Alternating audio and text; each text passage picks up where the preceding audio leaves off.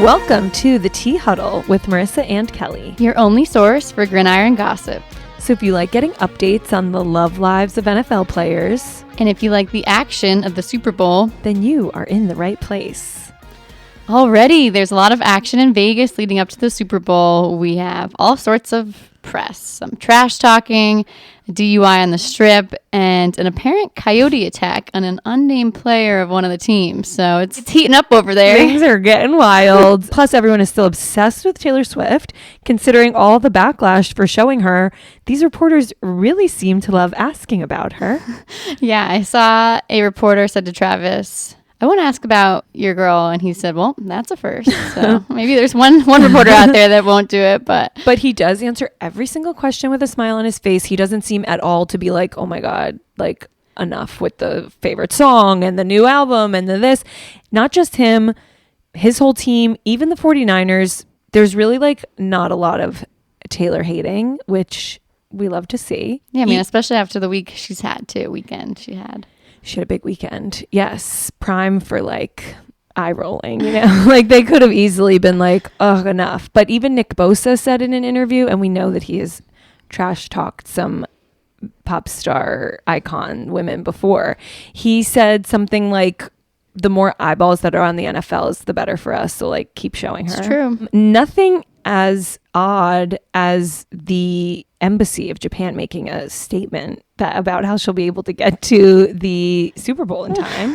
From her Tokyo show, they said everyone is involved now. Like, it's a little weird. Like, don't you think embassies have bigger things to be dealing with? It's like everyone just like wants to be like sitting at the cool kids table. Everyone wants to, they want to share in the love. Yeah. They said, despite the 12-hour flight and 17-hour time difference, the embassy can confidently speak now, wink, wink, to say that if she departs Tokyo in the evening after her concert, she should comfortably arrive in Las Vegas before the Super Bowl begins. I would just like to say, like, the first week that they were seen together, and she walked down the hallway, they weren't even holding hands yet. Hey, how's it going? Remember that? Like when we first saw her at the Chiefs game. Yeah. We here at the Tea Huddle were doing the math. We looked at her schedule. We looked at the Super Bowl. We were like, oh my God, what if he goes all the way to the Super Bowl? She has a show. We were looking up the time difference. We were ahead of the curve, everybody. She can do it. And she never has to worry about flight delays. No. It's really nice for her. No, airport security lines being a little long. Okay, but enough Taylor for now. We'll get back. This may have been a season-wide bye week, but there was still football to be played. Kelly, please bring us up to speed on everything that went down over the Pro Bowl weekend. Yeah, I hope everyone had fun watching the Pro Bowl. Very exciting. I mean, I watched the highlights. That's about all I had time to do. But so first, the NFC won the flag football competition and the whole Pro Bowl in general. They beat the AFC. Oh, okay. Wait, and which one? 49ers or Chiefs is the NFC? That's the 49ers. Okay. So maybe it's a little like foreshadowing that they're going to take it 2 weekends in a row. We'll see. They have the stronger conference. Yeah, potentially. We'll find out. Yeah, so there was a lot of events, a lot of skills competitions. There's a flag football game, which is always fun to watch because you get to see players who are division rivals play with each other and how they can get along when you usually see them fighting out there in the field. I watched a little bit of that. My favorite part, not that I'm encouraging, head injury. My favorite part is that they're not wearing helmets. Again, it's just flag football. And it's because you see all their faces and they're all like, and there's no pressure. It's just fun and games. Yeah. So they're all like laughing and joking and like wearing jewelry and like casual clothes. It's just like they're out there having fun. It looked like recess, but it's these people that you've been following all year. Yeah, they looked so relaxed. They looked relaxed, like not stressed. There's no beef. There's just like, friendly. They're all getting along no matter what team they play for. Yeah. And yeah, there are tons of skills competitions, which were basically any random event you could think of they were playing. It was like tug of war. So fun. NFC won that. Okay, so one of those, it looked like they started before the other team was ready. It looked a little... some cheating going on. Maybe a little bit. I don't know. There was the gridiron gauntlet, which is basically a relay race. Yes. This one I saw, it's like flip the tire, jump over the hurdle, climb under the other thing. Yeah, there's Jason Kelsey being pushed in like a cart and doing like squats to get over the finish line. Yeah. I liked that one. And then Justin Tucker, the kicker for the Ravens, he won the tic-tac-toe kicking challenge. So he had to kick to win tic-tac-toe. That's so fun. Pretty talented. Yeah. We know him because Travis Kelce threw his helmet Yeah. a week ago. And now look at him. Yeah. Winning the tic-tac-toe competition. He shows them. We also were tuned in to Super Bowl opening night on Monday. Yes. So I read about Super Bowl opening night because L'Jarius Sneed, who we just talked about last week, he is a Kansas City Chiefs player. Last week we gave like his whole backstory. He missed opening night and I thought maybe something scandalous was going on, but it's just that his girlfriend, model Bella Wu, is expected to have a baby any minute. Maybe by the time this comes out, she will have already had the baby, but he's fully expected to be back in Vegas, ready to play on Super Bowl Sunday. Exciting. Yeah. Him and Kadarius Toney both have fresh newborns for the Super Bowl. Although one seems to have much better vibes with the team than the other one. One might be playing and one might not be. Yeah. We don't know. Darius Toney, I saw, he said, I wasn't talking about the Chiefs. They like cut up my Instagram video to make it sound like I was talking about something I wasn't. I was talking about Giants fans. I think he said, that's not true. He did play for the Giants. Yeah, but he said they're full of shit. First it's my knee, then it's my hip, then it's this. Yeah. Like, I'm not hurt. Which, what? Yeah. It's a nice cover up. But, you know, he's just trying to get back in the good graces of his team. Right before the Super Bowl. You got to mend those. Instagram Live. Is that what it was? Yeah. Yeah. Don't do it. Don't do it. Also, Super Bowl opening night, there was a lot of different press meetings between all the players. Kyle Shanahan, the coach of the 49ers, he seemed a little tipsy during his press interview. Yeah, this party started. Yeah, he was like slurring his words, looked like he was having a good time. Which, you know, good for him. He's got a big week ahead. Yeah, relax a little bit leading up to the Super Bowl. And the 49ers, they are flying their entire organization to Las Vegas to support the 49ers because they made it there. That's so nice because everybody's involved in the team's success, like the front office people and the, you know, whoever else. They have to work a little harder because they're there. Yeah, apparently they flew them out in 2020 also for the Super Bowl, the one they ended up losing to. So let's hope it's not bad luck to do this. Yeah, I think it's nice. It's like a reward, a bonus. Yeah, everyone gets a Super Bowl bonus. Yeah. You get a trip to Vegas. Have fun in Vegas, guys. Yeah. Kyle Shanahan's having fun in Vegas. Also having fun in Vegas. Transition alert. Travis Kelce, he has been getting a bunch of boos from fans out there, but he loves it. He said, y'all are firing me up, making me want to play right now, baby. He said, I love the boos more than I love the cheers, baby. Keep them coming. Niners gang, keep them coming. Oh, he's getting hyped He's up. having a good time. He's ready to go. Yeah, and he's honestly, all so focused. am I, ready to go. Let's freaking see this Super Bowl. Watch the Niners win because we decided last week we're Niners fans now. I'm still a Lions fan. Everybody, don't get worried. Just for this week. Yeah, I'm a Niners fan. root for the Niners. Yep. So it seems that dry January is officially over because we have 2 DUI arrests to discuss this week. Ooh. So it's time for our segment. Step out of the car. Step out of the car, Janarius Robinson. Step out of the car. All right, Janarius Robinson, a defensive end on the Las Vegas Raiders, was arrested Tuesday morning at 6 a.m., 5:59 to be exact, driving on the Las Vegas Strip. Not a ton of details are known about the incident, but the charge is listed as DUI of alcohol and or controlled or prohibited substance. Robinson was just promoted to the active roster in December and only appeared in Vegas's final 6 games of the season. So he's getting a little risky with his placement because the Raiders actually released their safety, Roderick Teamer. He stepped out of the car a few weeks back in November, only 2 days after he was arrested for a DUI. So it seems like either they take a hard stance on these DUIs, which is good. It's, I feel like, unusual for the NFL to really punish players. I also feel like in Vegas, you sort of need to like have some rules about things. Otherwise, things can get crazy out there. Yeah, you should never be on the strip driving at 6 a.m. Yeah, recipe for disaster. Not between midnight and 6 a.m. Just don't get in a car. So we don't know why he was pulled over or what they saw or whatever, but we know what they found. But as you mentioned, this was a big week. Robinson was not the only one. Step out of the car, Patrick Mahomes Sr. Step out of the car. On Saturday, February 3rd, the 53-year-old father of Patrick Mahomes, Pat Mahomes Sr., was arrested and charged with a DWI in Texas. It's reported that he was driving with an open 16-ounce can of course. He told officers at the scene that he had a few beers while watching a game at a local bar. He did a few field sobriety tests that did not end well.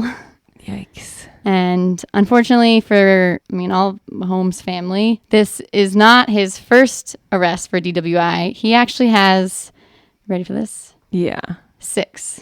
That is 6 too many. It's definitely 5 too many, but it's 6 too many. That's a crazy amount. It's a lot. Sir, you have a problem. Yeah, I think so. Yeah. It's sad. He got a DUI twice in 2012, March and September. Oof. Twice in 2018. Okay, so there was a good stretch there. Yeah, there's a few years there. And April and November. So it seems like it's every, I don't know, what is that, 7 months or so. And then his most recent, prior to this past weekend, was in 2019 when he served 40 days in jail. He served them all on the weekend because I don't know why. I don't know how they allow you to do that. I saw that too. They he spaced out those 40 days strictly on the weekend. But this is his third DWI in Texas, and he could be facing jail time of up to 10 years. So pretty serious, especially given the timing of it, heading into the Super Bowl. Must be very stressful for Pat. Yeah, his son. Right, trying to stay focused, stay present, head in the game when all this stuff is going on. Yeah, apparently his father will be allowed to join the family in Vegas for the Super Bowl, but will not be allowed to drink alcohol and will be required to stay sober based on the stipulations of his bond. So we'll see him there. I don't know that Vegas is the best place for this man to go right now, but hopefully he can behave surrounded by loved ones. Yeah. And then during the Super Bowl opening night, a reporter actually asked Patrick about his father being arrested. He commented, "I don't really want to get into it too much, but he's doing good for whatever the situation is." The reporter went on and asked a few more questions, which Patrick just said, "It's a family matter. That's all I want to say at this point." He was ask me about Taylor Swift instead, please. Yeah. I was surprised he even commented about it at all, but I think he was kind of surprised to get the question and seemed a little bit thrown off guard. But you can't blame them. The lines of questioning have been wild. I think the guys are doing so much press that the press is just trying to come up with something to ask. Yeah. I saw one where they asked a 49ers player, if you knew you'd get a guaranteed Super Bowl win, would you get a tattoo of Brock Purdy's face on your body? And the player said, that shit is weird. Why are you asking me that? So you sort of get why, if they have the opportunity to ask Patrick Mahomes Jr., regular, about his father's potential 10-year prison stint, that they would take the opportunity to do so. Hopefully this man stops drinking and driving, and hopefully it's not too much of a distraction for Patrick this weekend. We have a very special segment this week. We have had so much fun watching this season. There have been scandals and fashions and love and even some football playing. So to honor the past 22 weeks, we would like to welcome you to the first annual Teacup Awards.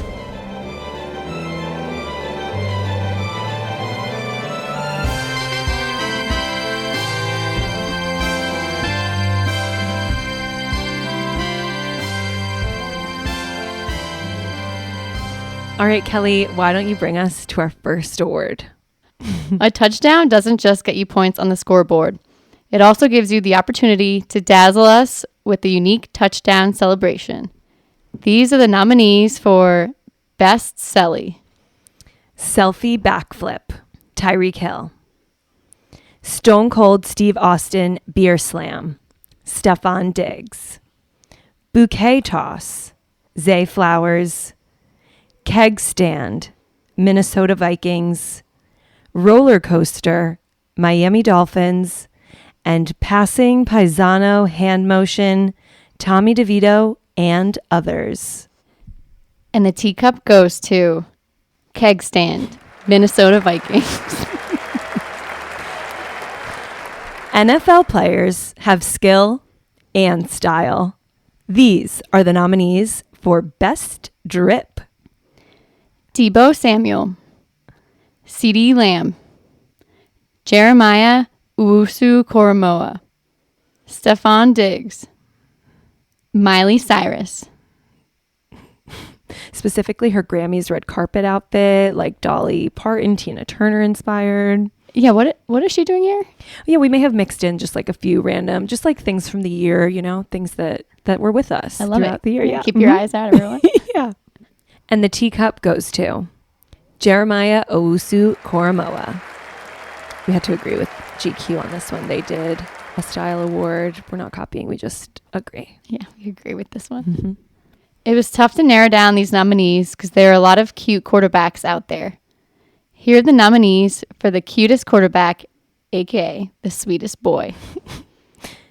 Brock Purdy, Kirk Cousins, Tua Tagovailoa, Jalen Hurts, and Zach Wilson. And the teacup goes to Brock Purdy. The sweetest boy. Good luck this weekend. Yeah. Every great story needs a great villain. The nominees for Best Villain are Max Crosby, Sean Payton, Nick Bosa, George Santos, Aaron Rodgers, men in general. And the teacup goes to Max Crosby. He has everything a good villain needs. He taunts. He's got a backstory. Origin story. Yeah, exactly. Football players wouldn't be as successful as they are without the women in their life. And now for the Teacup Award for the best couple. The nominees are Kyle and Kristen Juszczyk. Call them Tavis, call them Swelsey, Travis and Taylor. Haley Steinfeld and Josh Allen. Aaron Rodgers and Blue of the Earth. Alex Earl and Braxton Berrios. Sierra and Russell Wilson. And the teacup goes to, you already know, Taylor and Travis. How could we not? Come on. If I've learned anything about tight ends this season, throwback to our first pop quiz segment, if you know, you know. They can catch, they can block, and they are goofy. And here are the nominees for the goofiest tight end, aka the most tight endiest tight end. Travis Kelce, George Kittle, TJ Hawkinson, the sloth from the Goonies. Sloth. And the teacup goes to George Kittle. While every team needs a tight end, not every player has the tightest end. The nominees for tightest end are, this is the award for the best butt, if you didn't get it. Jalen Phillips, Saquon Barkley, Joe Burrow, Andy Reid, former player but had to be mentioned, Larry Fitzgerald. And the teacup goes to Jalen Phillips. He's on the Miami Dolphins, heavily featured on an episode of Hard Knocks. And Yes, if you want to check out his ass. his butt stole our hearts. NFL players don't just throw the football. Sometimes they also throw a fit. The nominees for biggest tantrum are Patrick Mahomes, lost to the Bills. George Pickens, Instagram fit after receiving -1 yard in a game. David Tepper, throwing a drink on a fan. Kelly Stafford, after Blueface turned his suite at SoFi Stadium into a strip club. Travis Kelce, losing to the Raiders and throwing his helmet. And the teacup goes to Pat Mahomes lost to the Bills. Big tantrum. Yeah. Worst call I ever saw. Even though it was an accurate call, you just don't like to tantrum. lose. Some people are born to cheerlead, and some are just doing their best out there. These are the nominees for best effort to boost morale. Zach Wilson buys the team ice cream. Sean McDermott, 9/11 terrorism analogy. AJ Brown, escape room. Cardinals head coach Jonathan Gannon, infamous "Who took the bus here" speech. And the teacup goes to Zach Wilson buys his team ice cream. You know that will win over anybody. Oh, he tried. Not everyone can be the best. Nominees for worst at their job are Josh McDaniels, the referees in the Lions-Cowboy game. Kadarius Toney, Aaron Rodgers, since he played for 5 seconds. The accountant who stole all the money from the Jags and got caught. Tyreek Hill's babysitter. And the teacup goes to the referees in the Lions-Cowboys game. Said like a true fan. Yes, stole that win right away from us. I'll never forget it. Us Lion fans will never forget it. One pride. You knew it was coming. While we don't condone domestic assault or drunk driving, we do have some arrests that we can laugh at. Mm-hmm. Here are the nominees for funniest arrest. Chris Olave, CVS speeding ticket. Michael Thomas, brick thrown through contractor's windshield. Kayshawn Booty, excessive gambling. And the teacup goes to Michael Thomas, brick thrown through contractor's windshield. This was a tight race, this category in particular. There's a lot of great nominees out there. We basically wouldn't have a podcast if it weren't for the wives and girlfriends of the NFL players. The nominees for favorite wag are Kristen Juszczyk, Simone Biles, Kylie Kelsey, Taylor Swift, Olivia Culpo. And the teacup goes to, again, a tight race, Kristen Juszczyk. We love your clothes, girl. Yeah, keep it up. We love your vibes. We love your love with your husband. Good stuff. Some of us are more gullible than the rest. Here are the nominees for most likely to get punked.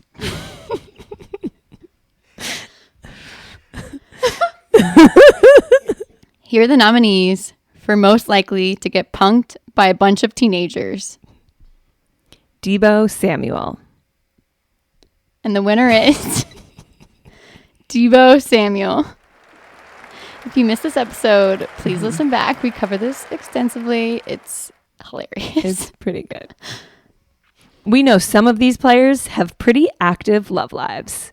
Here are the nominees for most likely to steal your girl. Odell Beckham Jr., Tyreek Hill, Mike McDaniel, Jimmy Garoppolo, Morgan Wallen.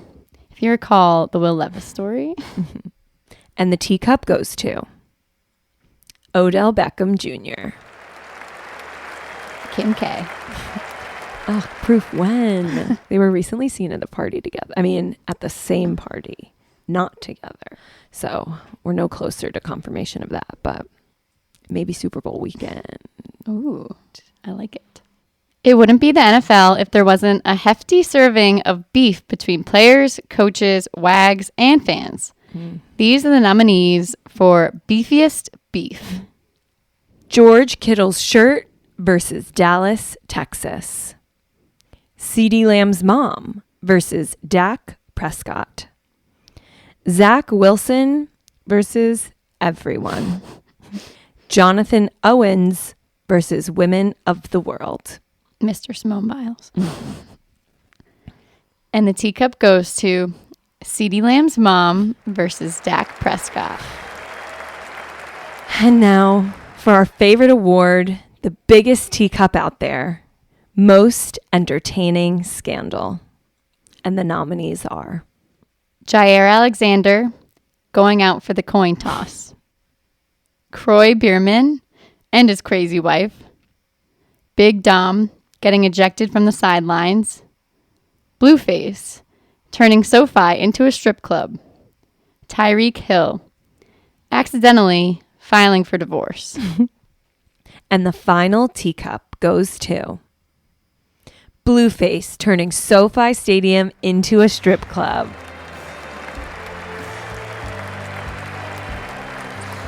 Wow. How exhilarating was that?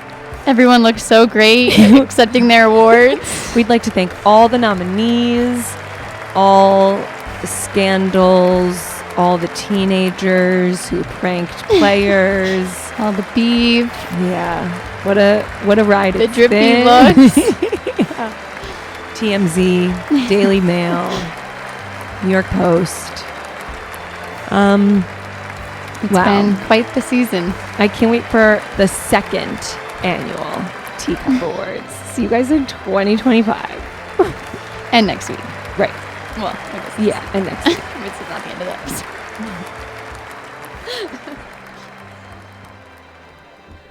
And that brings us to our Super Bowl themed final goss. Final Goss. All right, so this week we are going to get to the bottom of, did Christian McCaffrey, running back for the Super Bowl bound San Francisco 49ers, did his mom call out her son and soon to be daughter-in-law? The answer is sort of.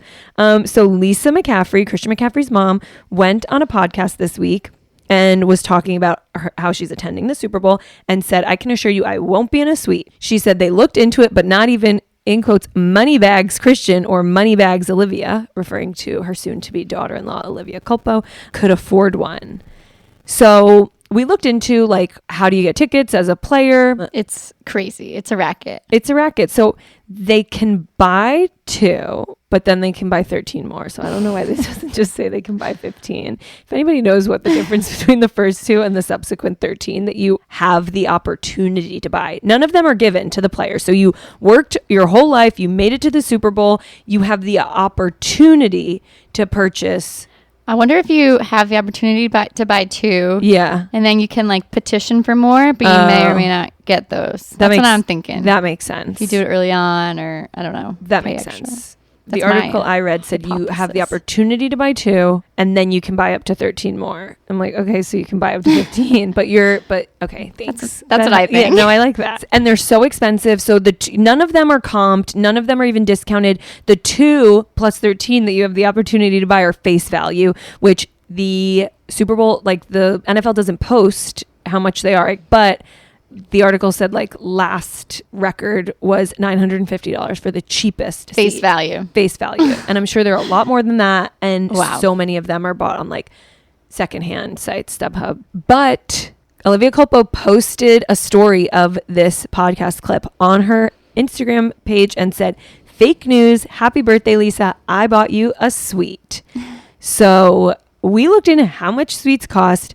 The cheapest suite that you can get, which is semi-private, no sidewalls, goes for $950,000. Wow. This is like 4 hours of your whole life. That's nuts. Wild. An owner's club suite package costs $1.8 million. That's fully private with a fully private bathroom, kitchenette, and options for catering. Taylor. Yeah, right. And options for catering means Not there's included? an upcharge. Oh my I God. read that they can go for up to $2.5 million. That's insane. Insane. So Olivia Culpo, her reported net worth is $7 million.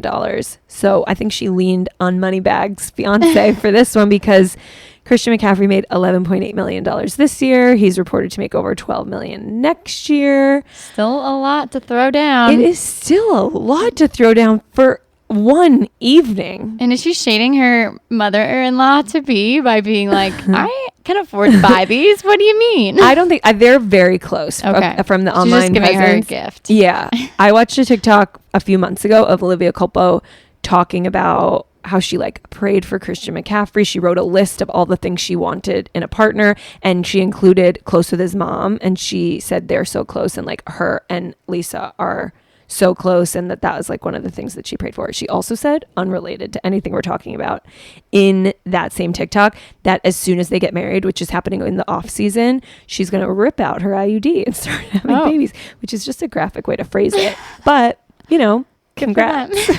Yeah. So they're blowing through that 11.8 million, but as a gift, I guess, to not bad. To mom. Yeah, happy birthday, Lisa. Yeah. All right. Well, that does it for our penultimate episode of season 1 of the Tea Huddle.